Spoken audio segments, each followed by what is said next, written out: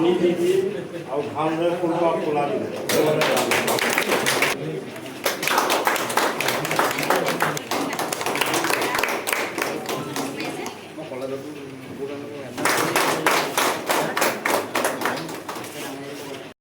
এইটো 2 নম্বৰ কথা 3 নম্বৰ হ'ল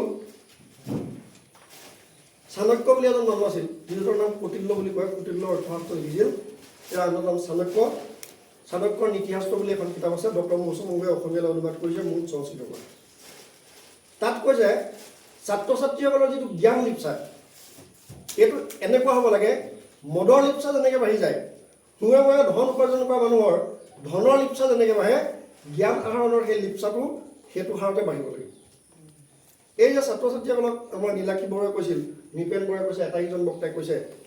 যে তোমালোকে আজি সম্বৰ্ধনা গ্ৰহণ কৰিছা ইয়াৰ অৰ্থ এইটোৱেই তোমালোকক ৰাজহুৱাভাৱে উৎসাহিত কৰা হৈছে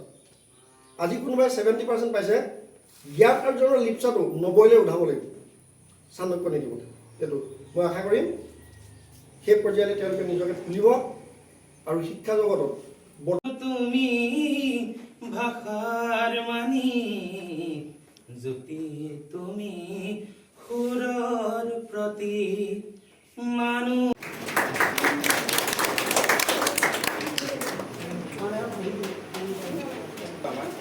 যেনেকৈ বুজিছোঁ পাঠ্যক্ৰমৰ পৰা তেনেকৈ আমি তুলি আনিছোঁ তেনেকুৱা ধাৰণা এটা সমাজলৈ আনিব বিচাৰিছোঁ গতিকে এই ধাৰণাটো যে একেবাৰে দুইটা আমি নুই কৰিব নোৱাৰোঁ এটা আমি ভাৰসাম্যত চলি গ'লে আমাৰ সমাজখন এটা সুন্দৰ দিশত আগুৱাই যাব বুলি মই আশাবাদী ইয়াকে কৈ মোৰ ক'বলগীয়াখিনি মই সামৰণি মাৰিছোঁ ক্ষেত্ৰত আপোনাৰ যিসকলে অৰিহণা যোগালে যিসকলে আপোনালোকক সহায় সহযোগিতা যোগালে কোনোবাই আৰ্থিকভাৱে কৰিলে কোনোবাই আৰ্থিকভাৱে কৰিব নোৱাৰিলেও শ্ৰমদান কৰিছে কোনোবাই শ্ৰমদান কৰিব নোৱাৰিলে নৈতিকতা হিচাপে সমৰ্থন জনাইছোঁ মই যে আছোঁ যে তোমাৰ বিশেষ নকওঁ মোৰ অনুভৱটোহে কওঁ মই বিশেষ ইমান ভাষণ বা কিবা এটা দিয়াৰ অভিজ্ঞতা মোৰ নাই আমাৰ নীলাক্ষী বাইদেৱে যেনেকৈ ক'ব পাৰে তাৰমানে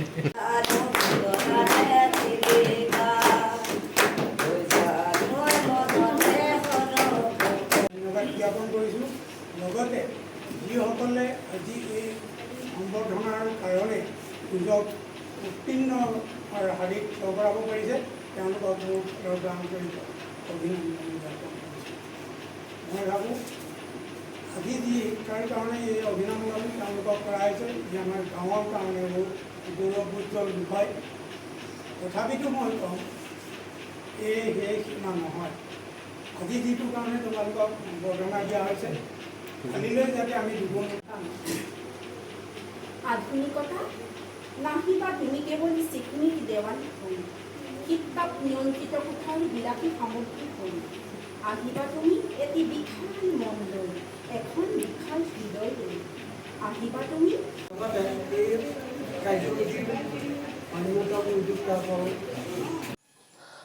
আজি কাৰ্যসূচী আমাৰ চান্দবছা সন্মিলিত সমাজৰ উদ্যোগত আমাৰ দ্বিবাৰ্ষিক এটা আমাৰ উচ্চ মাধ্যমিক আৰু উচ্চতৰ মাধ্যমিক ছাত্ৰ ছাত্ৰীসকলৰ আমাৰ সম্বৰ্ধনাৰ লগতে অভিনন্দন লগতে আমাৰ এটা সম্বৰ্ধনা অনুষ্ঠান আছিলে আমাৰ নাৰীসকলৰ বাবে যাক আমি এটা আদৰ্শৱান ধৰি লওক স্বাৱলম্বিতাৰ স্বনিৰ্ভৰশীলতাৰ আদৰ্শৱান নাৰী হিচাপে এটা আমি আমাৰ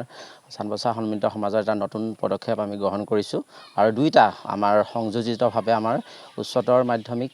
আৰু উচ্চ মাধ্যমিক ছাত্ৰ ছাত্ৰীসকলৰ অভিনন্দন লগতে আমাৰ সেই স্বনিৰ্ভৰশীল নাৰীসকলক আজি সম্বৰ্ধনা আজি আমাৰ 824 নং মাউত প্ৰাথমিক বিদ্যালয়ত আমি এটা অনুষ্ঠান অনুষ্ঠিত কৰিলোঁ আৰু এই চেগতে মই 824 নং মাউত প্ৰাথমিক বিদ্যালয়ৰ আমাৰ কৰ্তৃপক্ষক আমাৰ শিক্ষকবৃন্দৰ লগতে বিদ্যালয় পৰিচালনা সমিতিৰ বিষয়ববীয়াসকলক মই আমাৰ চান্দবছা সন্মিলিত সমাজৰ তৰফৰ পৰা অশেষ ধন্যবাদ জ্ঞাপন কৰিছোঁ আৰু আশা কৰোঁ আমি এই মঞ্চৰ অনুষ্ঠানতে আমি এই ছাত্ৰ ছাত্ৰীসকলৰ লগতে নাৰীসকলক আমি তেওঁলোকৰ শুভকামনা উজ্জ্বল ভৱিষ্যত কামনা কৰিলোঁ আৰু আশা কৰোঁ ছাত্ৰ ছাত্ৰীসকলে যাতে নিজৰ পাঠ্যক্ৰমৰ মাজতে নিজৰ জীৱনটো আবদ্ধ কৰি নাৰাখি তেওঁলোকে সমাজৰ প্ৰতি দায়বদ্ধ সহিষ্ণু আৰু কৰ্তব্যপৰায়ণ হৈ সমাজখনৰ বিষয়ে উন্নতিৰ বিষয়ে চিন্তা কৰি যাতে তেওঁলোকৰ শিক্ষা দীক্ষাবিলাক আগুৱাই লৈ যাওক আৰু তাৰে কামনা কৰিলোঁ ধন্যবাদ।